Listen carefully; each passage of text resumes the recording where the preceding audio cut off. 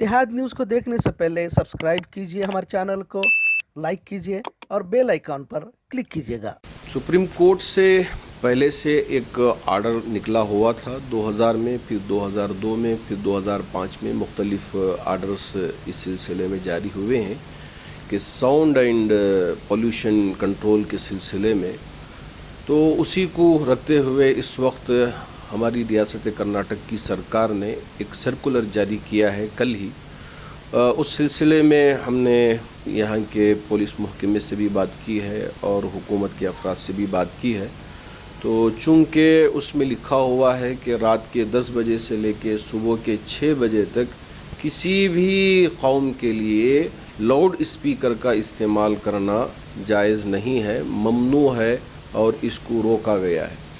ऐसे में अब चूँकि हमारी फ़जर की अज़ान सुबह 5 बजे या 5:30 बजे या 5:15 बजे जब होती है तो यहाँ मुश्किलात पेश आ सकती हैं। तो अब मुसलमानों को क्या फ़जर की अज़ान के लिए माइक का इस्तेमाल करना होगा या नहीं होगा, ये पहला सवाल।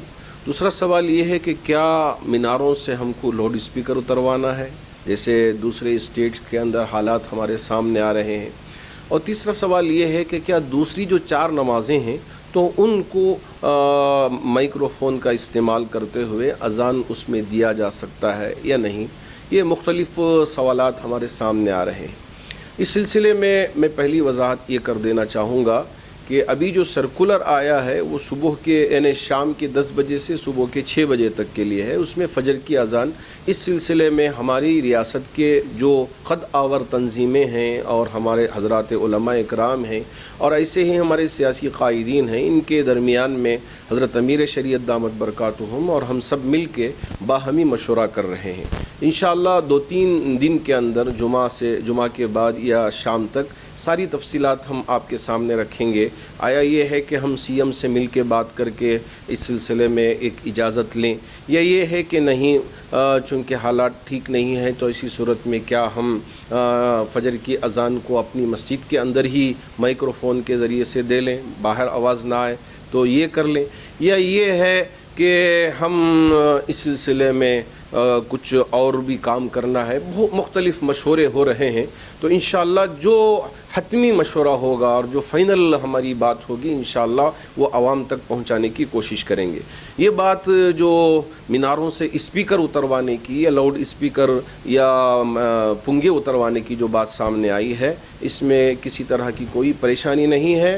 मस्जिद की कमेटियाँ इस पर बिल्कुल तवज्जो ना दें, बल्कि वो स्पीकर रहेंगे। अलबत्ता चूँकि हमारे लिए सुप्रीम कोर्ट का आदेश है कि इतने डीबी के अंदर ही साउंड रहना है, तो आप बराए मेहरबानी जो डिवाइस तैयार करवाया गया है साउंड को कंट्रोल करने के लिए, हर मस्जिद की कमेटी उस डिवाइस को लगा लें ताकि बकिया जो अज़ानें हैं वो भी उसी डिजिबल के अंदर हम दे सकें और कभी किसी के लिए कोई परेशानी ना आ सके।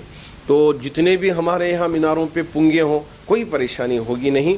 जितने डीबी के अंदर साउंड होना चाहिए ये डिवाइस कंट्रोल कर लेगा। तो अब ये मीनारों पे चढ़ना उतरवाना ये सारी परेशानियों में हमको पड़ना नहीं है। इंशाअल्लाह हज़रात उलमा इकराम और हज़रत अमीर शरीयत दामत बरकातुहुम हमारी रियासत के सियासी लीडरान सब मिल के इस पर बाहमी मशवरे कर रहे हैं, तबादले ख्याल कर रहे हैं और हुकूमत के अफराद से भी बात कर रहे हैं। तो एक हतमी फ़ैसला होने के बाद इंशाअल्लाह हज़रत अमीर शरीयत दामत बरकातुहुम सब के सामने ऐलान फरमाएंगे। जब तक मसाजिद की कमेटियों से हमारी गुजारिश है कि आप इत्मीनान से रहें, कहीं कोई परेशान होने की ज़रूरत नहीं कि अभी से भाग दौड़ लगाएं कि कहाँ जाएं, हम कैसे परमिशन लें और क्या चीज़ें उसमें दाखिल करना है।